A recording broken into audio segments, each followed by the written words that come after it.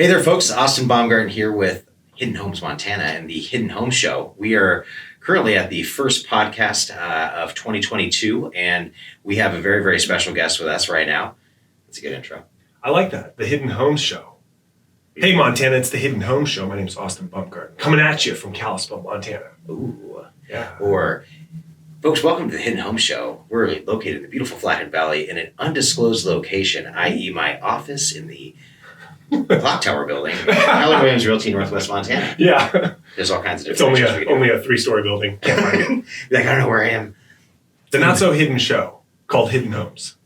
Wow. Yeah. Okay, man. Just keep going with it. I think we got something here. All right. Hidden Home Show. Yeah.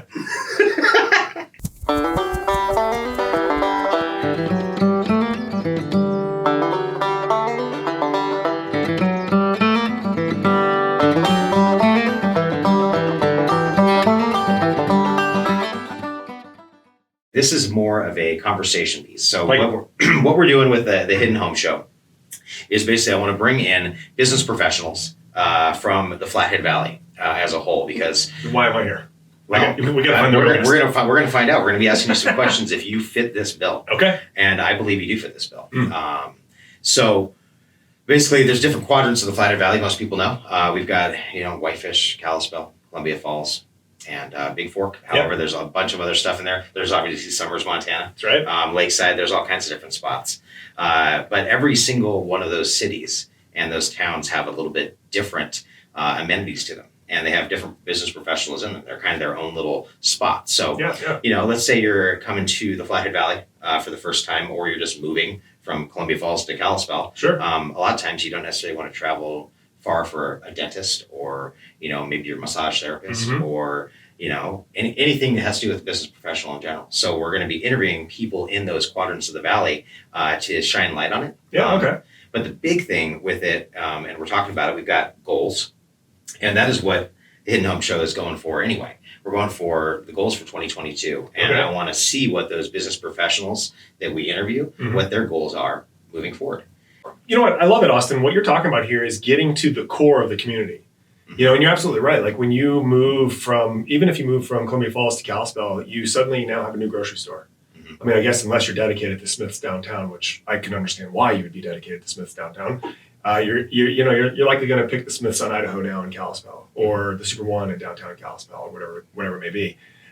You may continue to go see your nail tech or your chiropractor that is still up there. However, you're going to start to find that your local economy, your economy becomes far more local, and it's going to be a little bit closer. You're probably going to switch breweries, right?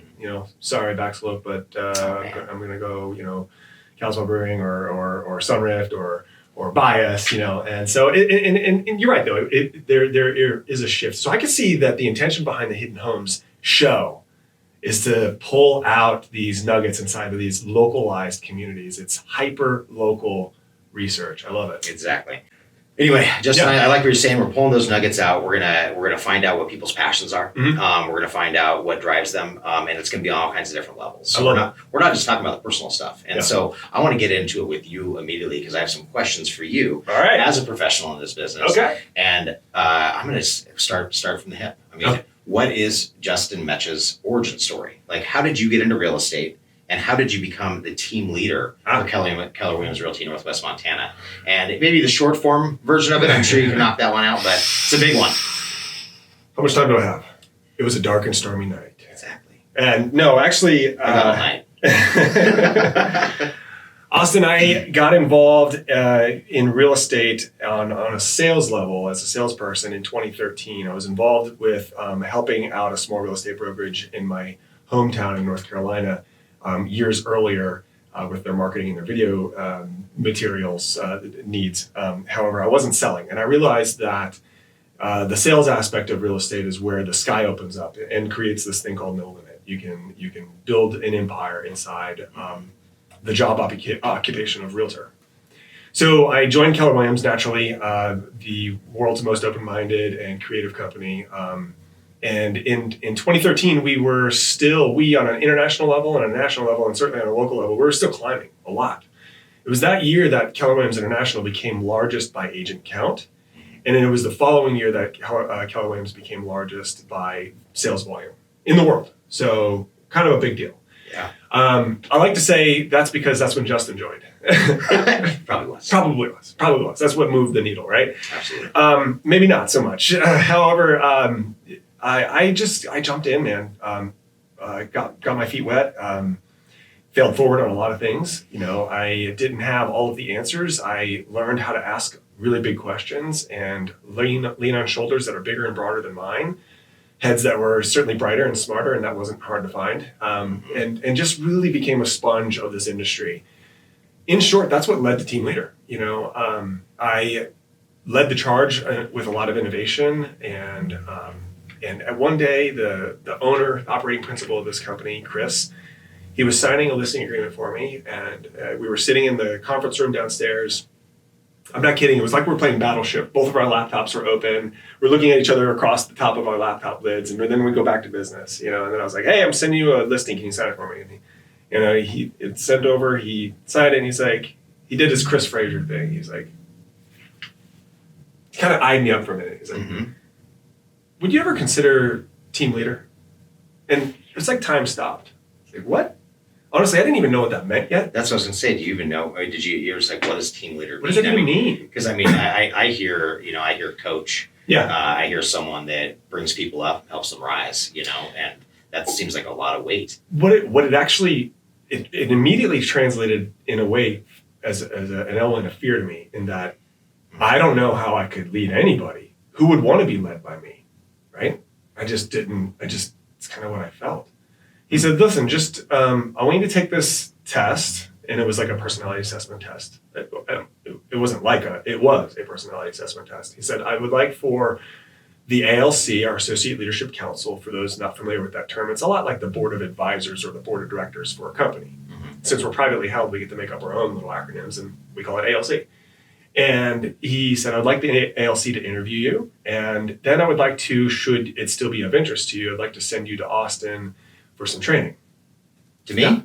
Yeah, to you, of course. Oh, of course. Yeah, we didn't know you yet, though, so that was the problem. So we had to send us to the other Austin, which is in Texas, and it's not nearly as important as you. Aww. Yeah, so can you imagine how much further along I'd be had I met the Austin? Yeah, just right. The one the city is named after. Yes. So, yeah. Wow, that's big. Yeah, that's not a hidden fact, by the way. I mean, even they know that. So that's how that, you asked about the origin. That's how it started. Okay. And what I had learned was, it's not so much that I have capacity, it's that I have the ability to find the capacity for other people. And to run this role, or to be a part of this role, or be in this role, you've got to have a relentless passion for other people, relentless pursuit of their development, even when they aren't pursuing it. It's really, really, really rewarding. So. Well, and you said a couple things in there that stood out to me. I love the idea of just unearthing people's natural ability without them even maybe knowing it. Yeah. But you said something that really rang true, and something that I use in my life is, you said fail forward. And I know I've had that happen in my life a few times. Can you give me an example? I know it gets a little bit vulnerable here. Yeah, but sure. Can you give me an example of something you maybe failed forward in, and where you looked back on it, or at least at that time, it seemed like maybe the end of the world. Yeah, but then you look back on it and how much growth you gained from it. Yeah. Well, there's countless examples. I can think of them professionally, in where I didn't win the appointment, I didn't win the listing, I didn't win the opportunity for the buyer, and I took that very personally. I went home and cried about it, or I journaled about it and then crumbled up the paper, or maybe I had an extra drink about it or something, and I then therefore was not open to learning from it. And then I had a great person tell me that, what if I had told you there actually are no failures in life? There are simply lessons or successes.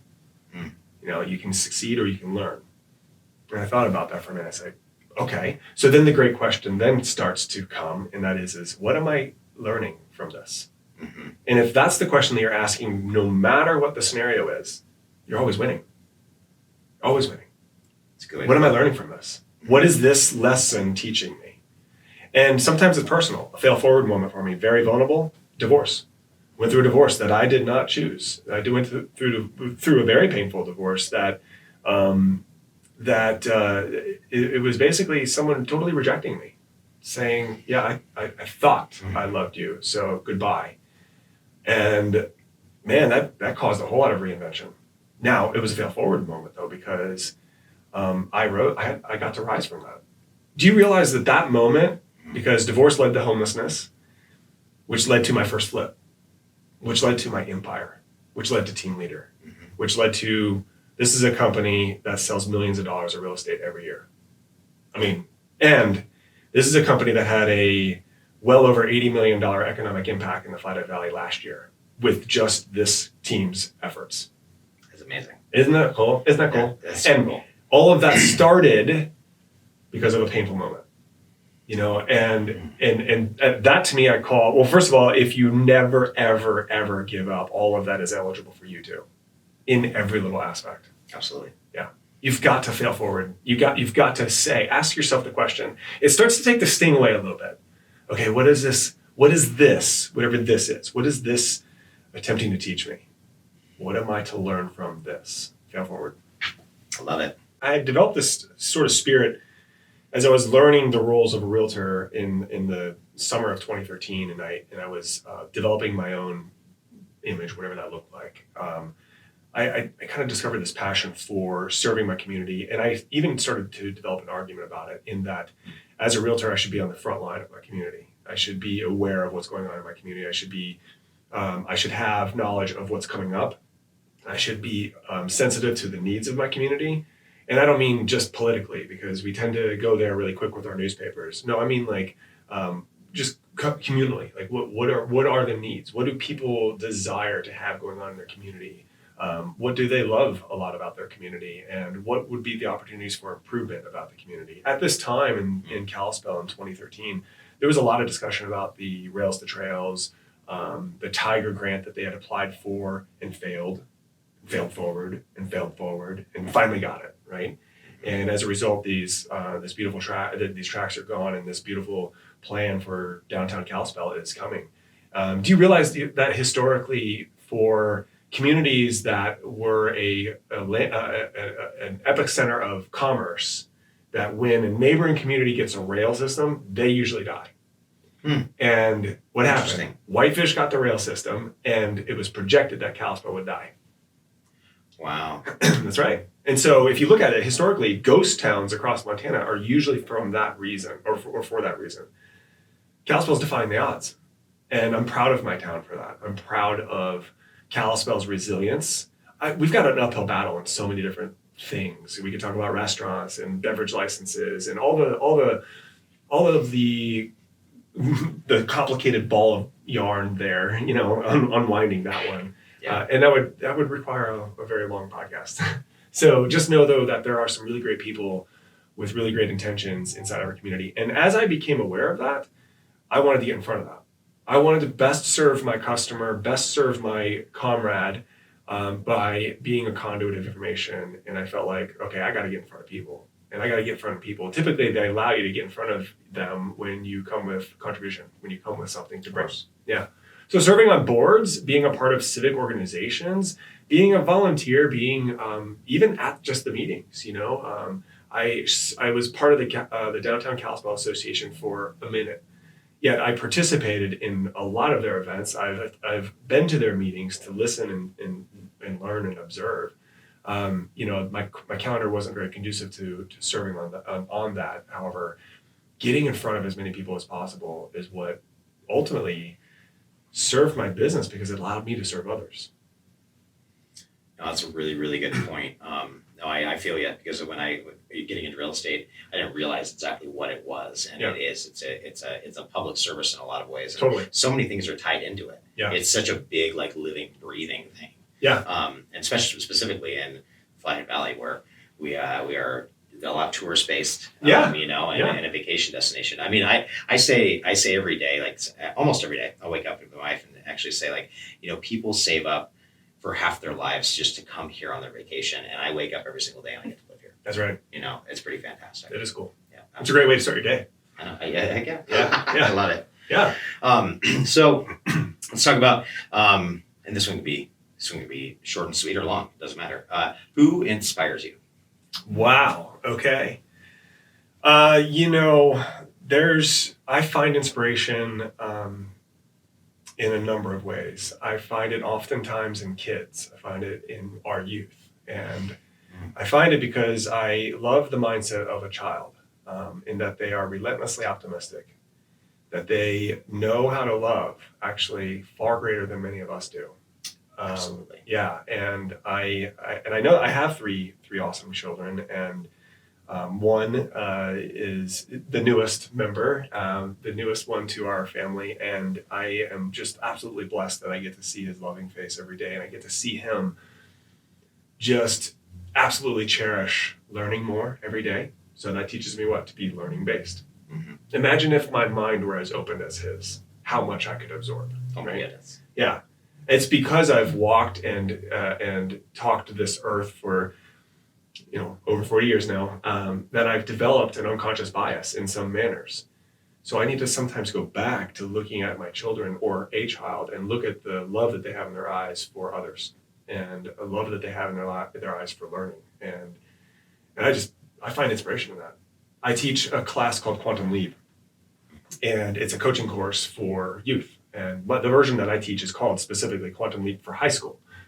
So if you're between the ages of, let's say, 14 and 18, this is material that you should tap into, because it's all success model. We uncrack the code, or we crack the code of success. We crack the code of success. Let's just say that. We uncover, there we go, the code of success by looking at it as a model through others that have gone before us. And then we start to ask that big question: what does it mean to me? What are we going to do with it now that I have this knowledge? What am I going to do with it? And I get to, every time I teach that class, tell somebody you are worth it. And I get to watch them really absorb that. They write letters to themselves. They forecast what they are going to look like in 10 years. It's a powerful course. And you know what's cool? I think I'm best served by it. I get to see them transform. And so it encourages me. So the thing, I mean, what you've done is you have the opportunity to plant that seed. Mm-hmm. Even if it doesn't take at that moment, it's going to take at some point, because like you said, children are just their minds are so full, expandable, and they're able to absorb so much. Even if it's not today, 10 years from now, they probably already remember that situation they were put in. And the awareness, that awareness is so key to the first step in any kind of growth. Children ask one of the most, if not the most important questions that we could ever ask: why? And they do. And we look at that, we usually get frustrated by stop asking why. However, you know what? If you stop asking why, then you're going to stop growing. You're going to stop growing. Why is a question of discovery. And then when you know the answer, it's actually the ultimate definition. Why is Apple so successful? Because they developed a why, right? Yeah. So you see what I mean? So it's the ultimate question of discovery. And then when you master your own why hidden homes, then you've mastered it. You've gotten it. Well, and I think that's one of the reasons why I'm so blessed to just be with Keller Williams. Is because that's one of the first questions they ask me is, what's your why? Why? What's your vision board, and what's that why? And at first you're like, what is, I don't know what you're talking about. That's a very broad question. I just want to sell homes. I know, exactly. I just want to change my life, whatever it might be. No, I mean, I appreciate that. You're really good at finding people's why. And that's why I think the position you've been put into, is perfect, because I've seen it. I've seen it in so many people around me just in my few years in real estate, of what you were able to bring out of people. And that's kind of where we started this whole talk. Why? I like it. That's a good one. That's cool. I got to give some kudos to my wife, because she is the relentless supporter. Mm-hmm. She's the one that sees the vision in me far more than even I do. And there are days, this job is not always rewarding. Sometimes it's incredibly brutal. And sometimes you come to people with your best and they actually see they see a complete opposite version of what you wanted to deliver. And it's probably why on an international level, this is the highest turnover job, the team leader. Oh. Yeah. And it's not easy. And I think it becomes really, really lonely if that person doesn't have a support base. And for me, my rock is my wife, because even when I'm at my wit's end, she's the one there saying, actually, you know what? You are worth it. Just like I was for that kid. Are they amazing? They're pretty awesome. Wives are pretty cool. Pretty cool. Yeah. So that's awesome. Hide your kids, hide your wife. Oh man, no, I feel you on that same note. just how much my wife does the same thing for me. Exactly. You feel like you're not good enough sometimes, but they are there to say, hold on a second. Yeah. There's a reason why I married you. And let it be a testament to just having a really great partner in life. And for those of you who haven't found that person yet, they're out there. And for those of you who are starting a career in real estate or starting an entrepreneurial effort or starting something that can feel very lonely at times, find that buddy. And if you don't have that buddy, call this guy because he's good at that too. You need that. Nobody succeeds alone. You need that champion. You need that moral support. You need that anchor.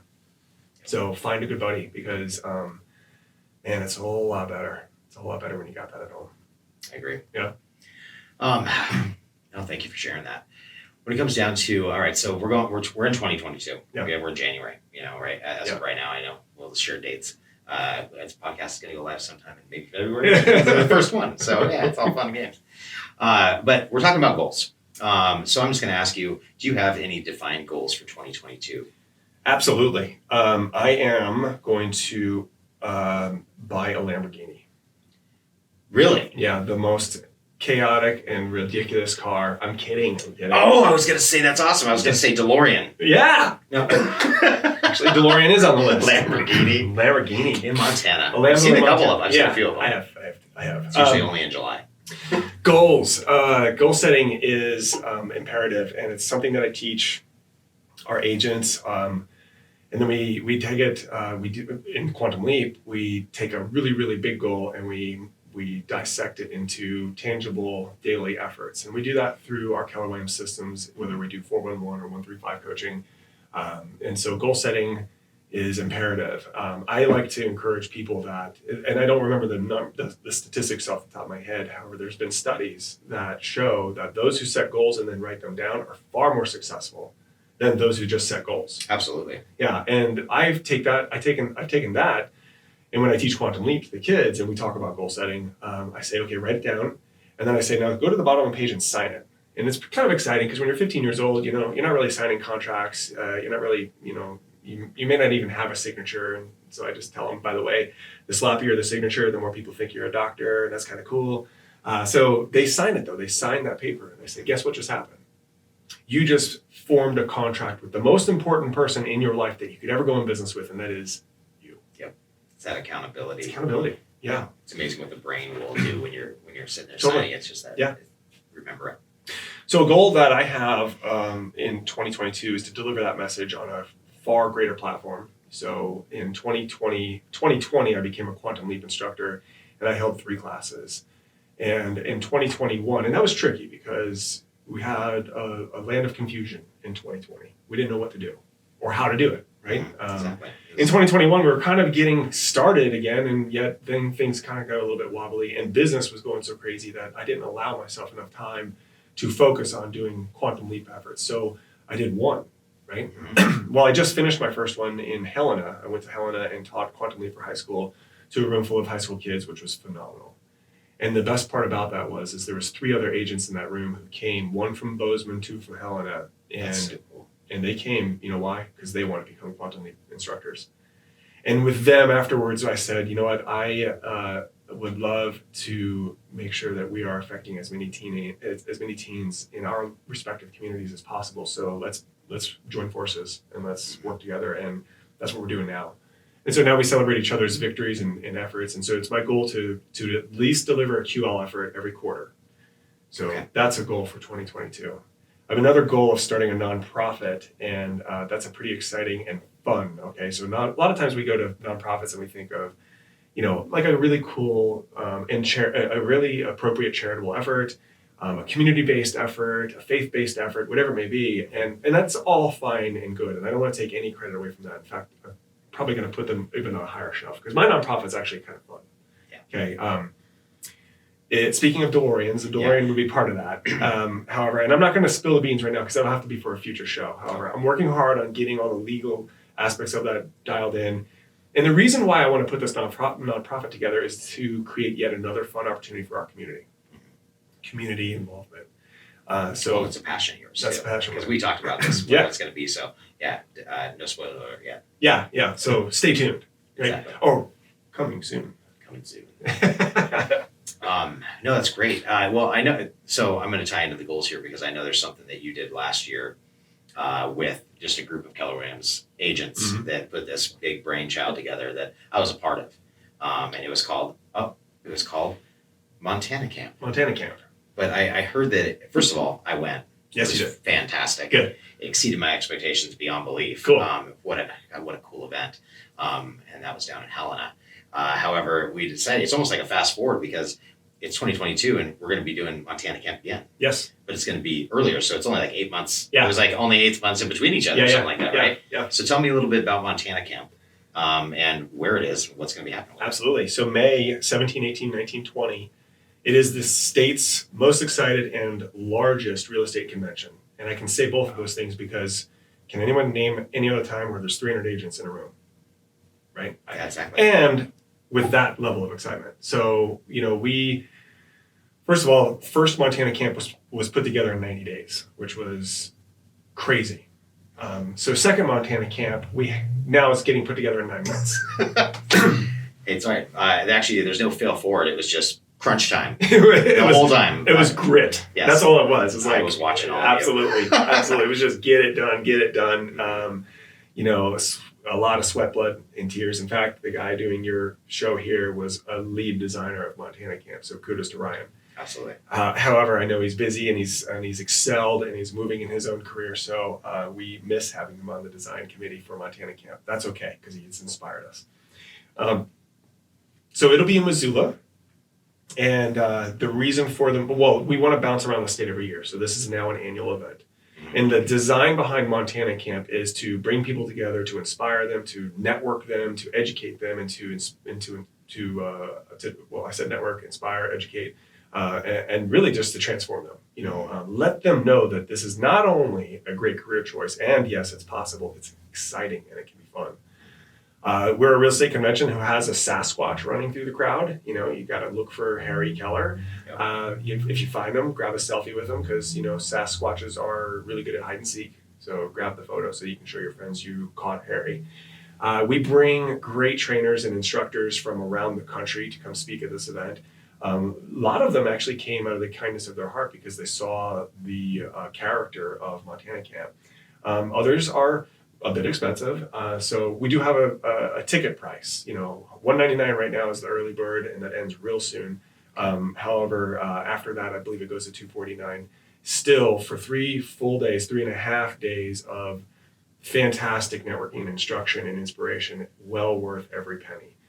We already have registration open, kwmontanacamp.com. You can see the sizzle reel of last year and see how that all worked. To answer your question regarding goals, though, Austin, the goal is to just blow the roof off the place in Missoula and let this set a precedent to the 49 other states that wish they were Montana. I love it. Yeah. And this isn't just for KW agents, Not or at all. Keller Williams agents. This is for anyone that's interested in real estate, really. Absolutely. If you got a passion or anything, investors, whatever you want to do, come and see it. We had people there from other brokerages last year. We had other professionals. We had lenders. We had I had a contractor there. He was just hanging out. He's a handyman, and he was like, my wife's a realtor, so I came too, and he had a blast. He was sitting there taking more notes than some people. And because the thing is the speakers aren't speaking to just real estate specifically. Real estate specifically sounds a whole lot like punch in the code, turn the key, open the door. No. Real estate as a mindset, real estate as a lifestyle is what we talk about. Being healthy in this career that could otherwise be chaotic. You have a lot more control than oftentimes you give yourself credit for. And so we talk about that, and that's what Montana Camp, the spirit of Montana Camp is to elevate you as a leader in your own life so you can lead that legacy. Kind of like a life by design. Oh, imagine that. I know, who knows? Yeah. Well, all right, so we've unpacked a lot today. We need to unpack one last thing because I know you're kind of a card nut to an extent. Okay. And I just I probably know the answer, but I'm just going to say BMW versus Mercedes. Oh, okay. And why? Here's my passion for BMW. I began as my first car was a Chevy Camaro, and I had the mustache and mullet to go with the car. No way. Yeah, total just we right pictures in of that. I burned all the evidence. However, that car got me interested in cars, and not just as a mode of transportation, as a necessity. I need to get to work. Let me start my car. Let me make sure the gas is full. No, the tank is full. It got me into, how does this thing work, and why is it so awesome? Why is this so powerful? I remember driving my friend's Nissan Sentra. It was Sentra. Sentra, yeah. I think so, yeah. Yeah, that's a boxy gray car. I remember those. Boring. Sorry, Nissan people. However, that's a boring car. And I remember thinking, what do you see in this car? And he's like, well, it was affordable. I was like, okay, well, that's a default mindset to driving. Mine was not affordable. However, I worked my tail off to get it, because to me, driving is an experience. Yep.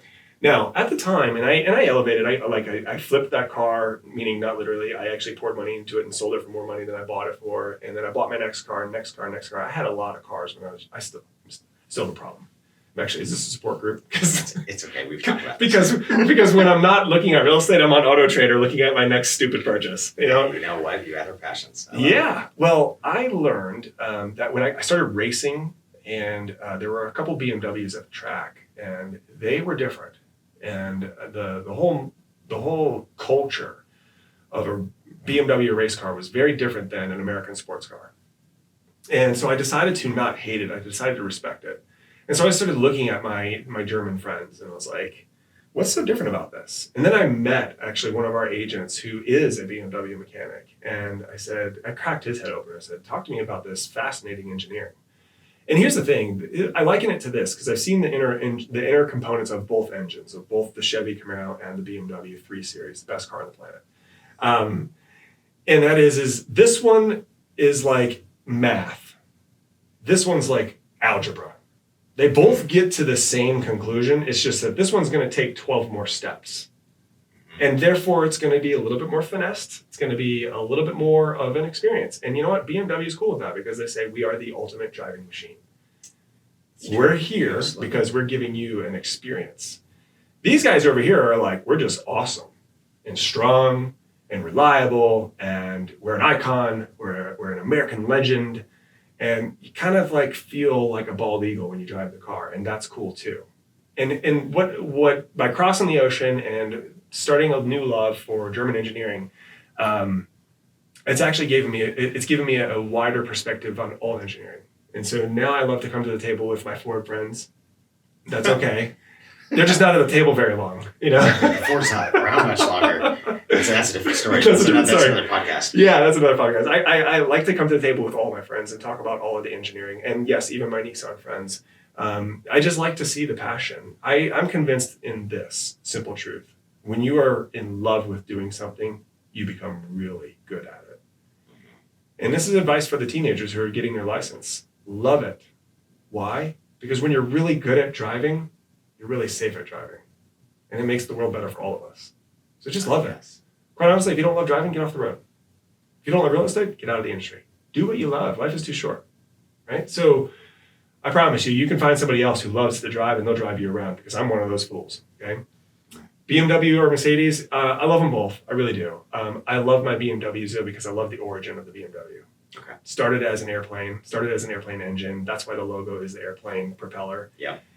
My first BMW was the first BMW that was ever produced in America, and it was manufactured really close to where I was born. And so I kind of thought, I'm like the brother to the BMW Z3, so let's go, right? Yeah, it's got a lot of nostalgia there. It is. I like it. It is. So that's why, And granted, somebody could argue me about Mercedes, and I'd be fine with that too. I've yet to own one though. It'll happen. There's plenty of time. It's a great question. Question of the ages. Justin, thank you very much. It's been enlightening talking to you today. Yeah. As a friend, as a mentor, just as a leader in our industry, someone that has helped bring my strong suits to the surface. Yeah. Helping myself grow personally, and I can see that you're just going to keep going in a great direction. Oh, we're just scratching the surface. I'm just barely getting started. I know. Yeah. Well, thank you for taking your time today. Yeah. We really, really appreciate it. Being podcast number 1. I know. What? Number 1? Folks, thank you so much for joining us today. It's been awesome. I'm excited. I'm excited what 2022 is going to bring for everyone. Like I said before, if anyone wants to sponsor the show, we'd love to have you. That's kind of a fun one too. We like your money. And we can give cool stuff away. That's the right. biggest thing too. So anyway, folks, Hidden Home Show. What are we calling it, the Hidden Home Show? I think the Hidden Homes Podcast. The Hidden Home Show. The Hidden Home Show. Yeah, I like it. I think that's gonna be the name. I think so. Podcast number 1. Over and out.